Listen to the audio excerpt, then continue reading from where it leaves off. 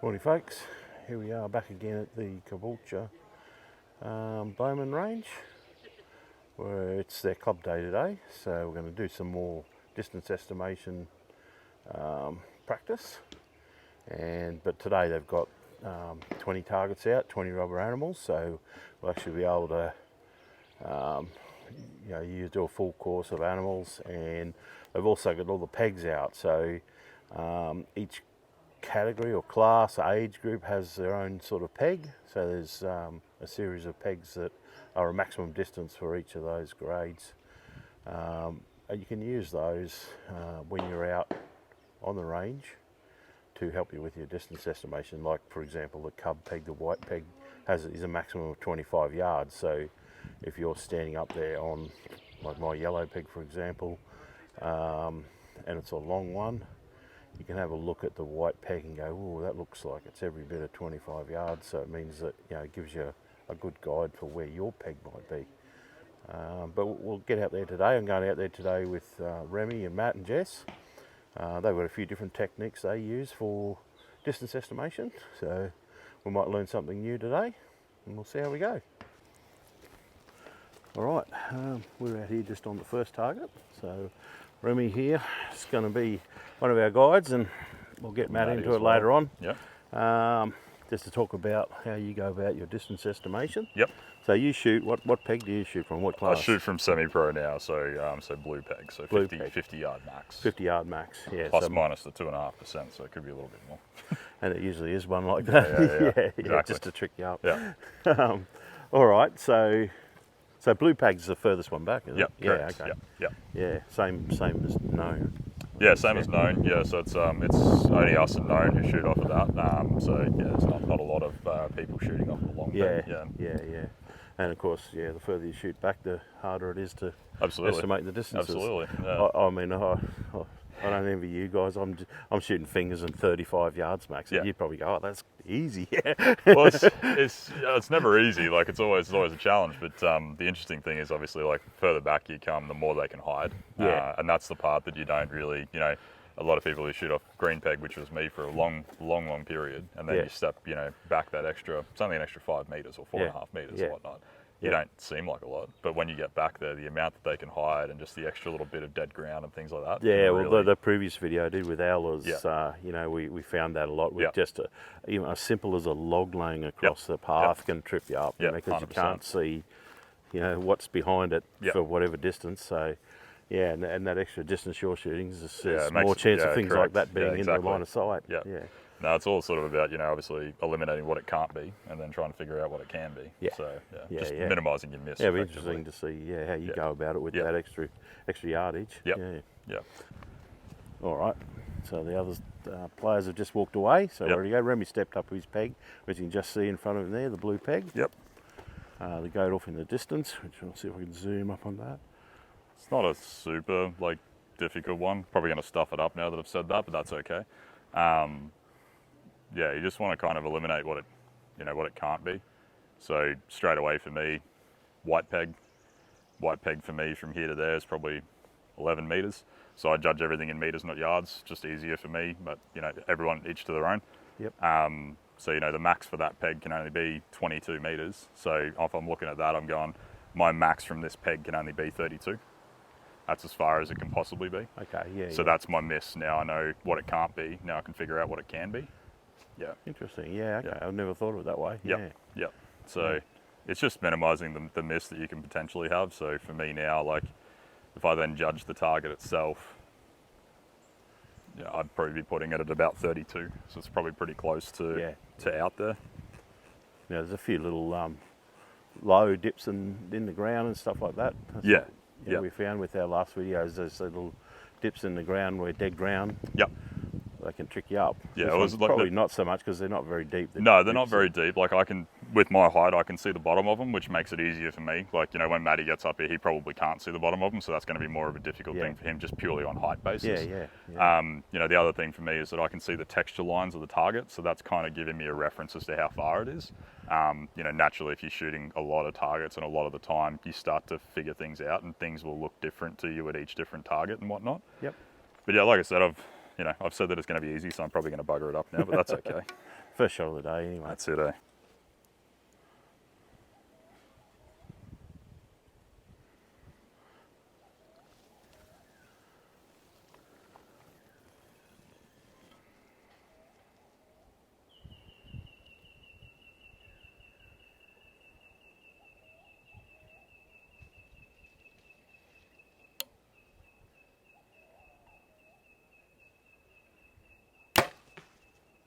Looks pretty good.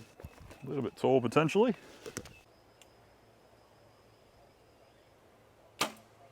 Nice, good shot. I'll just go, it's all good. Saves having to move back and forth from the pegs. Yeah. So, a little bit more of a difficult shot. So obviously got dead ground and stuff. Got a little gully and some light and dark as well, which makes it interesting. Probably the biggest advantage I got on this target is I just heard Matt's arrow, so you can kind of get an idea of how far it is just by how long it's taken it to get there. Yeah. Yeah. Yeah. I do see, some people quite often like just listen for the air time of the arrow. Yeah, you'll hear it a lot in the States when they're shooting and, they'll get to a difficult target and you'll hear them say, I'd really love to listen to an arrow, just because they're that in tune with it that they can figure it out to within sort of 4 or 5 yards just from the arrow. So that's an acquired skill, that is. Yeah, it takes some time, but you can get good at it, and you can get a gauge or say a 10-meter variance, which at least puts you in the ballpark. Like, yep.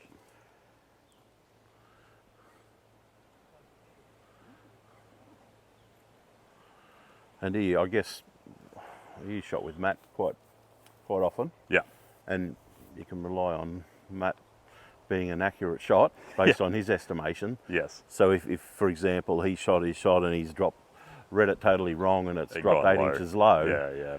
You can walk up the peg and go, okay, well, this is longer than what even Matt expected. And so you can take that into account. Yeah. Yep.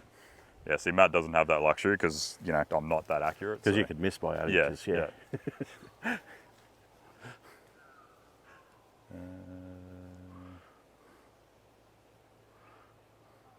Yeah, keep saying the same number to me, so I'm going to go with it and hope for the best. So do you look at the trees or anything like that, or I'm more look at the pegs first and then? Yeah, so I'm mostly a ground judger, so I'll look at the ground first. I try to get myself a really good 10 and a really good 20. Yep. After I've got that, you can kind of take that sort of what you're seeing in the ground there, fold it over, sort of see if I can double that up. Like, Yep. am I getting to the target if I double that up? Yep. Yes, okay, it's shorter than 40, or no. Like in this case here, I'm looking at it going, it's not like it's over that double figure for me. Yeah. From what I can see. So yeah. So yeah, I'm sort of thinking it's about 42 meters. Yep. I think I'm going to go hot butt because I have a tendency on this target to do that. So we'll just see what happens.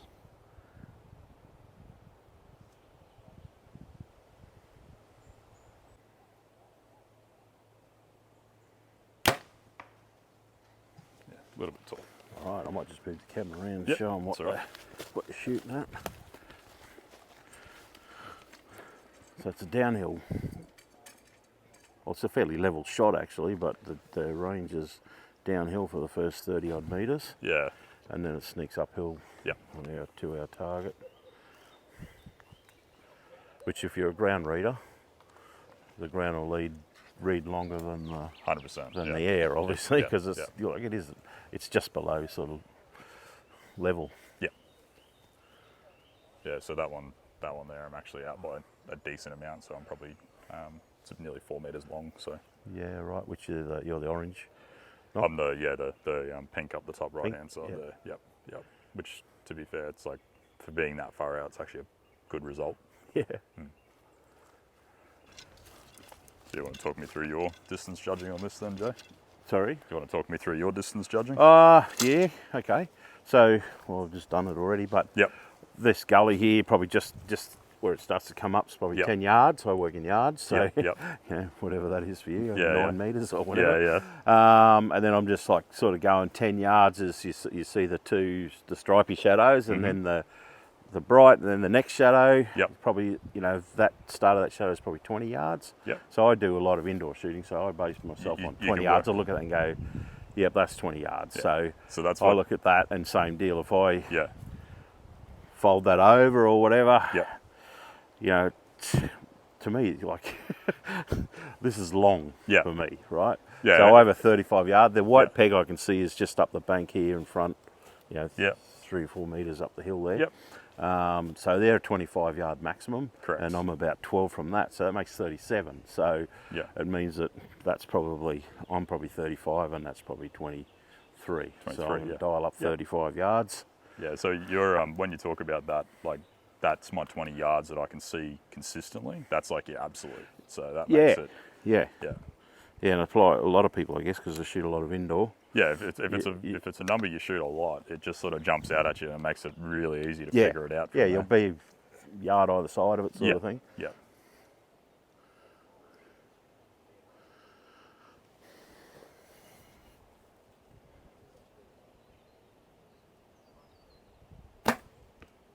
Yeah. So it's even longer than 35. Yeah. So it's. I've got a range in yards.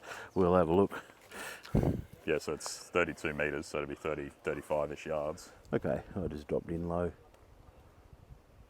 Oh yeah, 36.3 it says on me, so that's probably why I went a bit low, but a bit lower than I would have liked.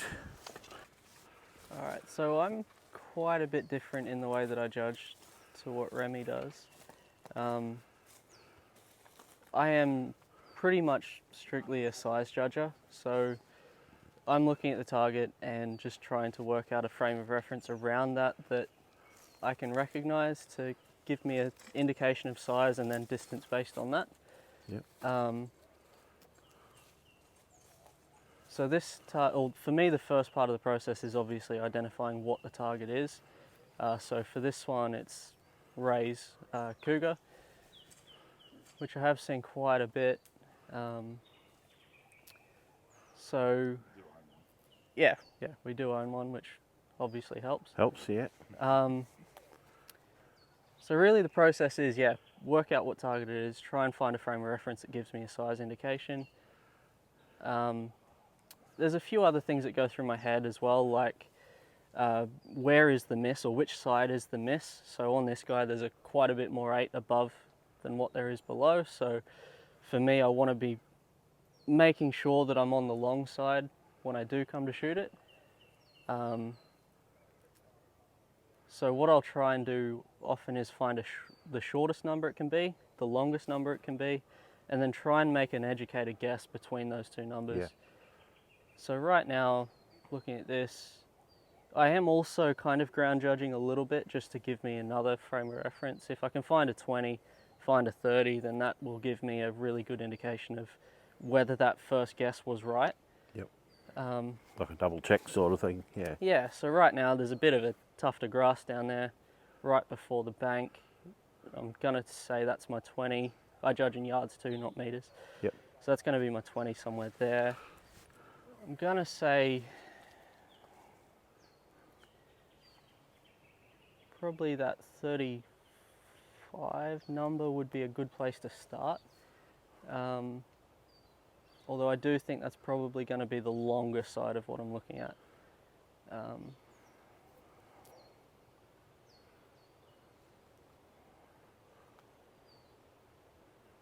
Especially with that quick guessing arrow back to that target from her peg as well. So a lot of the time standing off the peg a little bit can give you another idea, another frame of reference, because you're getting another look at it.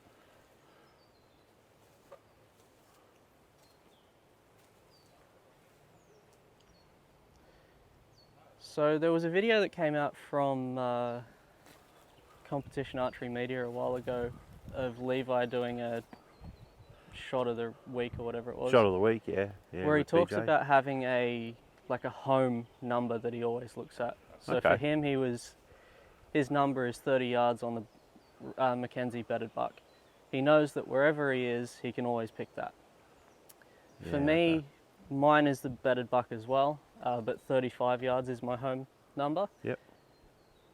So you And just that's picture that in your mind. If that was out there, that's where it would be, and Yeah, then compare absolutely. it to So that. I can always pretty well put that where it needs to be relatively easily. Yeah. And right now I'm seeing it actually just in front of where the target is. So that 35 number I think is going to be my shorter number now, looking at that. Yeah, so I think I'm probably going to shoot him. Probably going to shoot him at about 36 and a half, I think.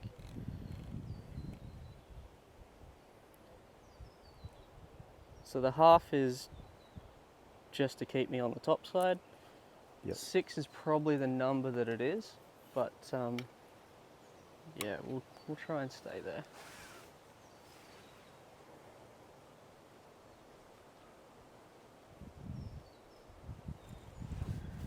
And Jess's arrow is right at the top side as well, so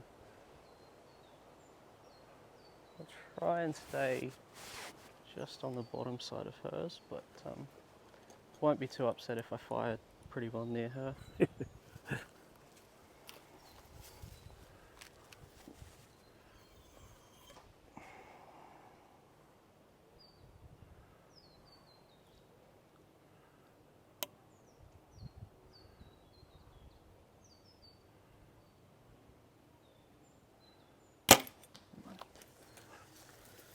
All right, so we'll just turn this camera around and just show you what he was looking at.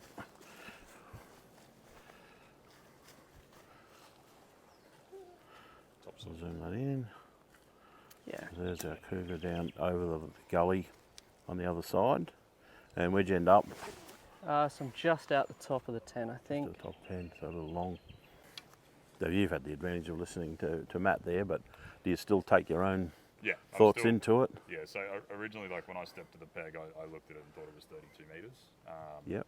And sort of same as Matt, I don't want to be low. I'd much prefer to be a little bit tall on this target. So 30 for me was short of the target, and 35 was going to be sort of that back bank behind it. So I was like, all right, it's somewhere in that vicinity for me. The pegs kind of confirmed what I was looking at as well. So yep. It just kind of gives you that little bit of a home feeling where you're not too unconfident. That you get it. Yeah. But yeah, this target is not easy to aim at because the 10 is so low. Yeah.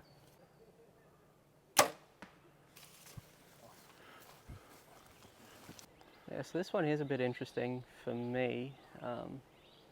Basically, the trees down there kind of hide a lot of the target, so that makes it a bit difficult to get a really good number on. What you'll probably often see is a lot of guys do this kind of left to right thing. Now that, for the most part, well, down there you've got the trees on the right and the left. But what this moving left and right allows you to do is see how much that tree in front moves compared to the target.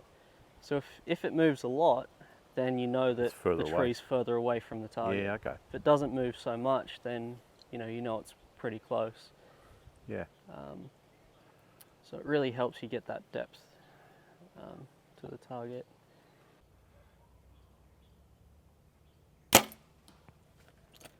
Little low side.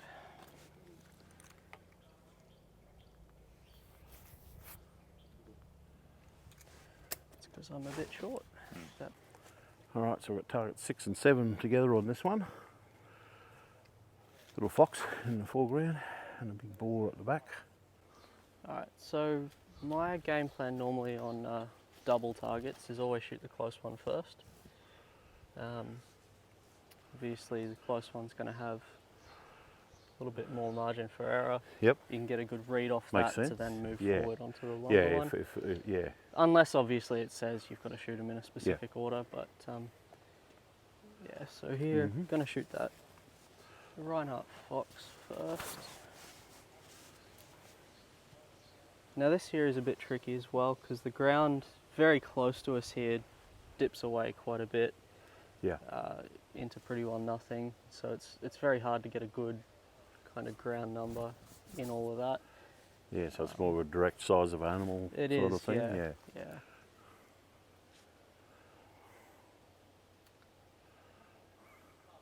In saying that though, a couple of things are lining up for me. So there's a little tree on the left, just short of where Drop the off. gully ends. So I'd say it's probably going to be around about my 20 there. And from that I can get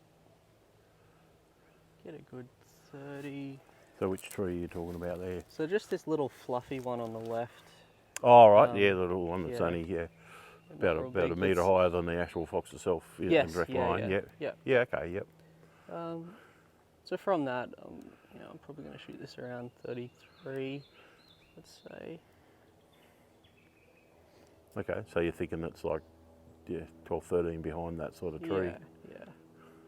Essentially, I think it's probably around about halfway between us and it.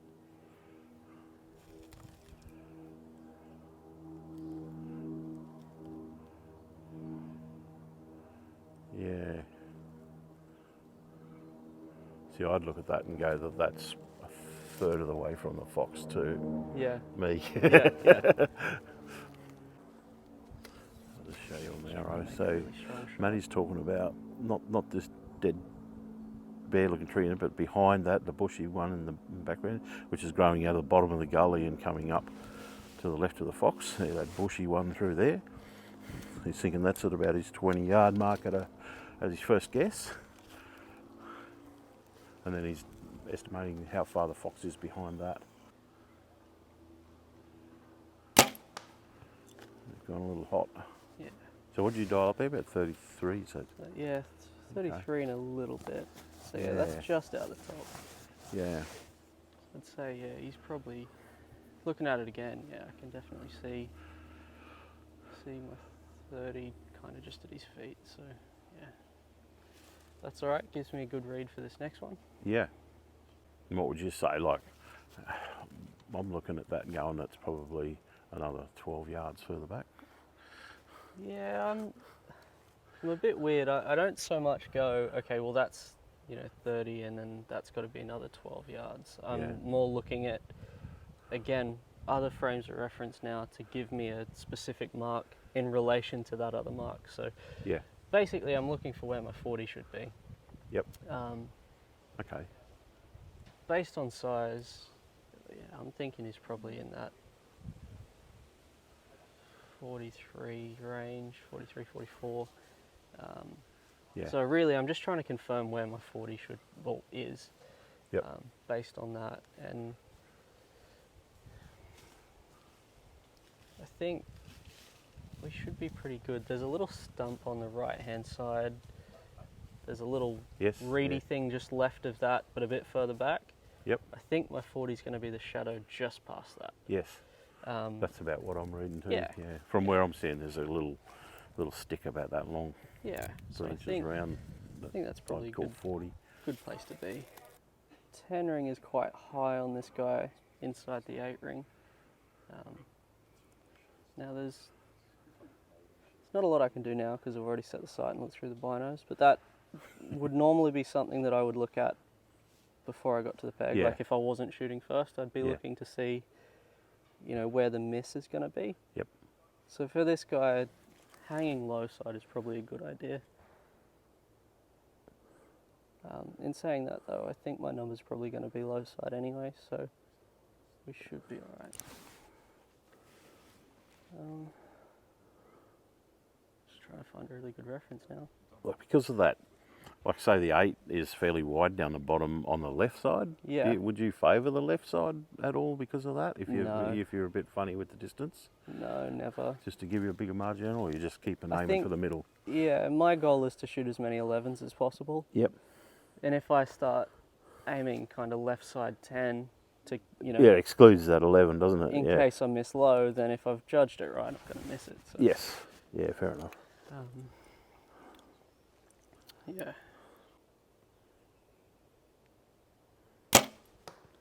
There's 10 at nothing 11 down o'clock. Got him at 11. there. Yeah, so there's a little bunch of sticks just down here in front of this tree on the left. I'm going to call that my 20 there. Across the road, There's a little stick sticking up just in front of the target. Well, in line with the target. I think my 30 is probably going to be just past him, and then I reckon we've got maybe 4.5 to the target. Definitely want to be aware that this guy is a bad target to go low on. But also Remy going high already, it's kind of got me worried. At least you got to listen to the arrow. Yeah, got to listen to it, but yeah, I don't want to be low.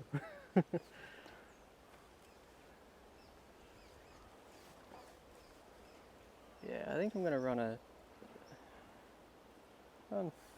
34.5 at it. Maybe the light side of 34.5. What number did you come at? 34.5. So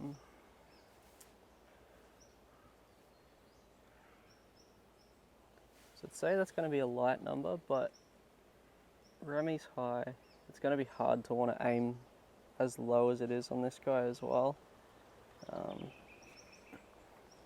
I'm probably going to aim somewhere near the top of the, probably between the top of the 10 and the 11. Yep. Just, it's going to be a more comfortable place to be, so I think that number should hit just below my pin.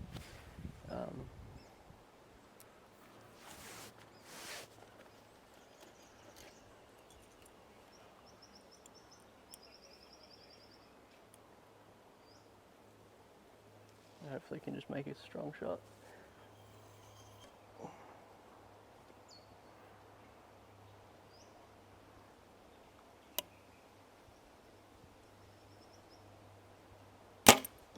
Yeah, there it is. Good shot. Yeah. Looks good.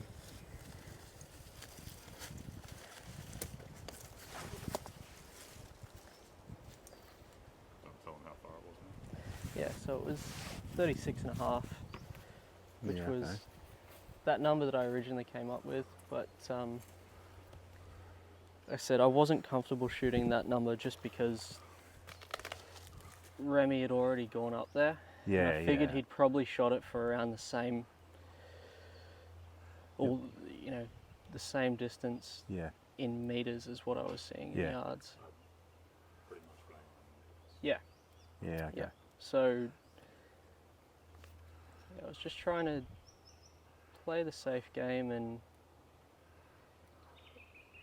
yeah, I think playing a short number for me on this guy probably helps because I am going to tend to want to hold at the top of it. So if I'd have shot that guy there for 436.5, I'd Yeah. probably be up there with Remy, Yeah. just yeah. because I do typically hit a little bit over my pin anyway, and yeah, I would have aimed a lot closer to him, which would have been out the top of the 10, I'd say. Yeah, yeah. Because yeah, it is a long way down on this guy. Mm. So It is, yeah. I Yeah. think, yeah, for me, it's not always about shooting it for what it is. It's about shooting it for a number that's going to get me, or going to keep me in the 10, or in the 8 at least. Because for us, 5's a killer, and for me in Five's particular, game over, really, isn't it? Yeah. for It's me a in hard particular, comeback. Yeah. a 5, there's probably the difference of a yard for me between a number that'll catch 8 and a number that'll catch 5. Yeah.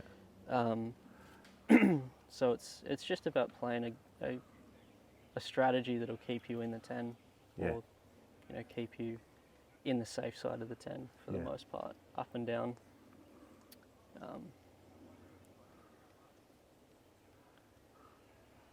Yeah, I never want to be playing a game that's safe left and right. It's always going to be up and down. Yeah, Yeah. Yeah. Nice. that's really good. All right, so I'm going to do, the first thing is that white peg out here is probably as close as 10 yards in front of me. If I double that distance, Do you want to move that? takes me back to the two trees on the left-hand side there together are only less than a yard apart. somewhere in there is 20, and I'm thinking it's about 4 behind that, so 24 that way. If I look for a tree that's at 20 yards,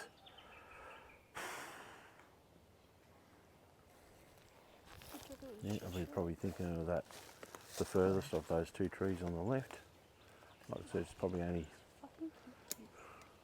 2 or 3 yards behind that. So again, we're looking at about 23. If we measure it back the other way, 11. 10's probably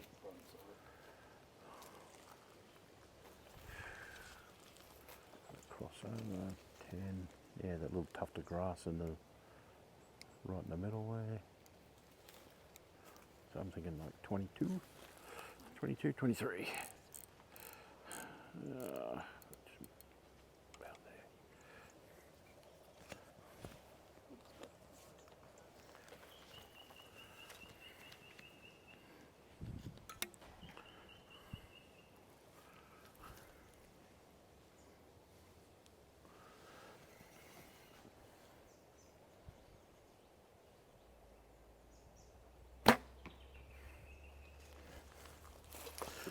Nice one. Not too bad, a little left. What do I hit? 10? Yeah. Alright, okay, so this is a fairly straight shot. Yeah, there's Javelina down there in the sunshine. not too much to it, but it's definitely one of those ones where if you're not paying attention, you could give up some points here. Yeah, yeah. Especially getting towards the end of the round. Yeah, you don't want to slack off. Well, at after all. exhausting yourself with 10 shots. Yeah.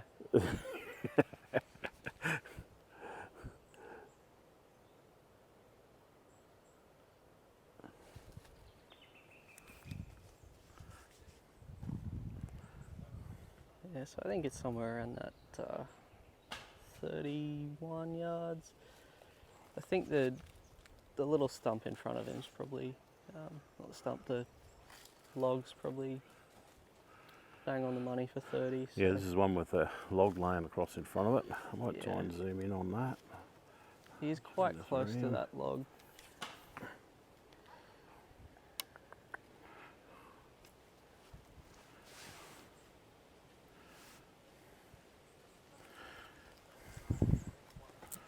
So that log's, yeah, not far in front of it, eh? Yard Yeah. maybe. Yeah, if that. It's very close, I think. I'm not seeing much past it.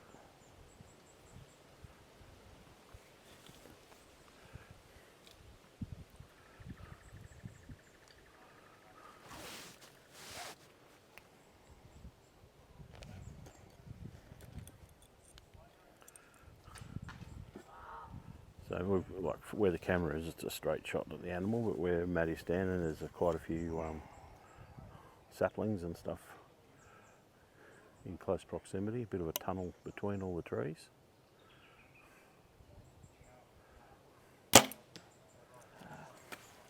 Fired out the That's bottom. pretty good. Just got the top of him. All right, so yeah, well, just gauging that last target there today, or this morning. I'd like to thank Remy and Matt for just giving us some their insights into how they do go about the distance estimation. So I've learned a few things today of how you go about it. You know, work on the size of the animal. Again, today having the pegs out there compared to the last video I did has helped. You know, an understanding of how to use those to give you a, like you said, what's too far and what's too short by the addition of the peg sort of Figuring thing. out what it isn't, yeah. Yeah, and that's a big, if you can narrow the parameters down, I guess that's a start, and then there's a matter of fine tuning from Correct. there. Yeah, Absolutely.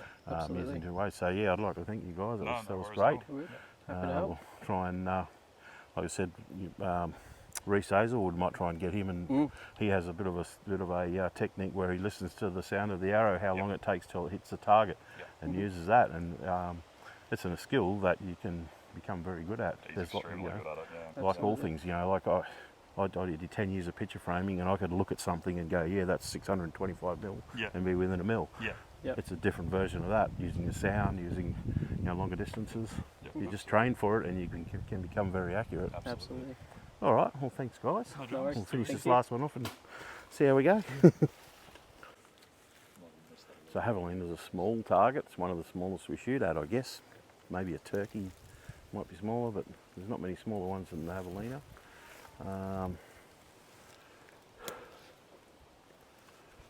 Right. I'm thinking there's a pine cone in the middle of the little walkway down there that's somewhere around the 20 mark, probably a little longer. 20, 21, probably another 4 after that.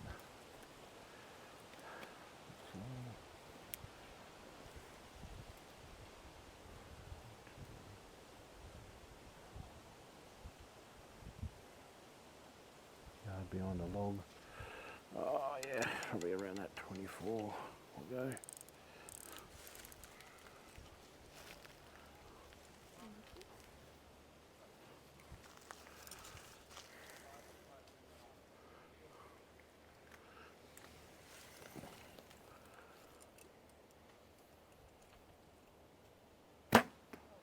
Great shot. Got him. Of the day. Yeah. Nice. All right, let's go and have a look.